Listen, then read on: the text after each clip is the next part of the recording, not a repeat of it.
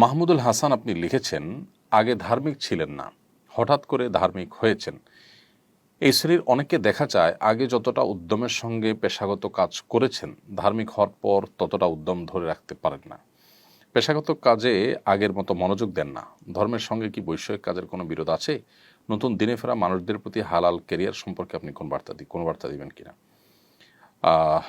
ভাই মাহমুদুল হাসান, আমাদের অনেক ভাই বোন আছেন যারা আসলে দিনে ফেরার পর বা দিনের একসময় দিন সিরিয়াসলি চর্চা করতেন না, এখন সিরিয়াসলি দিন চর্চা শুরু করছেন সব ক্ষেত্রে। এই মানুষগুলো আখিরাতমুখিতা এবং সত্যিকারের দিনদারিতা চর্চা শুরু করার পর থেকে দেখা যায় যে তারা আসলে কাজে কর্মের প্রতি মনোযোগ হারিয়ে ফেলছেন।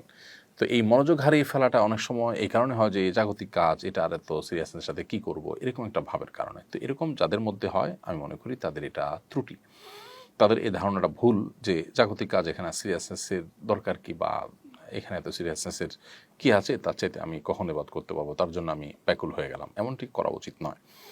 কারণ নবী করিম সাল্লাল্লাহু আলাইহি ওয়াসাল্লাম বলেছেন, ইন্নাল্লাহা ইউহিব্বু ইযা আমিলা আহাদুকুম আমালান আন ইউতকিনাহু। আল্লাহ রাব্বুল আলামিন বান্দার কোনো কাজে যখন ইতকানের সাথে করে, তখন সেটা আল্লাহ তাআলা পছন্দ করেন। যে কোনো কাজ করবে, এখানে আমালান আরবি গ্রামার অনুযায়ী তানবিন, এর মধ্যে ব্যাপকতার অর্থ আছে। বান্দা যদি কোনো কাজ করে, কোনো কাজ সেটা দুনিয়াবি পরকালীন যে কোনো কাজ করে, সেটা যেন ইতকানের সাথে করে, এটা আল্লাহ তাআলা পছন্দ করেন। ইতকান মানে হলো দৃঢ়তা, যথাযথভাবে করা, সিরিয়াসনেসের সাথে করা। অতএব সেটি আমাদেরকে মাথায় রাখতে হবে। দ্বিতীয়ত হলো, অনেক সময় আমরা অন্যের প্রতিষ্ঠানে যখন, অন্যের মালিকানাধীন প্রতিষ্ঠানে যখন চাকরি করি, তখন আমাদের সিরিয়াসনেস কম থাকা মানে আমাদের দিনদারিতারা কম থাকার দলিলিটি। কারণ অন্যের হক আমি নষ্ট করছি, বা আমি হক আদায়ে কার্পণ্য করছি, গাফিলতি করছি, এটা করা উচিত নয়। এমনকি যদি অন্যের চাকরি নাও করেন, আপনি বাবার ব্যবসা দেখছেন বা পারিবারিক ব্যবসা দেখছেন, সেক্ষেত্রে আপনার সিরিয়াসনেস না থাকাটা, এটা সমাজের জন্য একটা বড় ধরনের বাজে বার্তা বহন করবে। কারণ অনেক মানুষ আছে যারা দিন সম্পর্কে সঠিক ধারণা তাদের নেই। তারা মনে করবে যে দিনদারিতার পথে চলে গেলে মানুষ এভাবে ক্ষতিগ্রস্ত হয়, এবং তার দ্বারা পরিবার ক্ষতিগ্রস্ত হয়, ব্যবসা বাণিজ্য ক্ষতিগ্রস্ত হয়। তখন আপনার এই আচরণটা দিন বিমুখতার পথে মানুষকে আহ্বান করলো।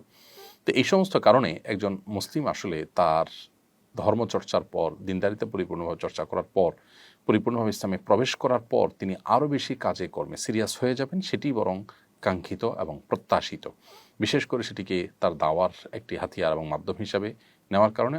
আর অপরদিকে নবী করিম সাল্লাল্লাহু আলাইহি ওয়াসাল্লাম হাদিসে যে কোনো কাজ আমরা করব, সেটাকে সর্বোচ্চ সিরিয়াসনেস সাথে করার যে গুরুত্ব রয়েছে, সেটার উপর আমল করতে গিয়ে এমনটি আমাদের করা উচিত। হাসান মারুফ সরকার আপনি লিখেছেন, এসএসসি পরীক্ষায় নকল করে 4.79 পাই, এই জন্য আমি অনুতপ্ত। এখন আমার করণীয় কি? যদি কেউ নকল করে পরীক্ষা পাশ করে থাকেন, তিনি অবশ্যই অন্যায় করেছেন, একটা অপরাধ করেছেন, আমানতের খেয়ানত করেছেন। তিনি আল্লাহ সুবহানাহু ওয়া তাআলার কাছে এর জন্য ক্ষমা প্রার্থনা করবেন, এবং নিজে কখনো এ ধরনের অপরাধ আর করবেন না মর্মে সংকল্প করবেন। এর বাইরে তার বিশেষ কোনো করণীয় নেই। এর কারণে তার চাকরি উপার্জন হারাম হয়ে যাবে, ব্যাপারটা সেরকম নয়। আস-সুন্নাহ ফাউন্ডেশন, উম্মার স্বার্থে সুন্নাহর সাথে।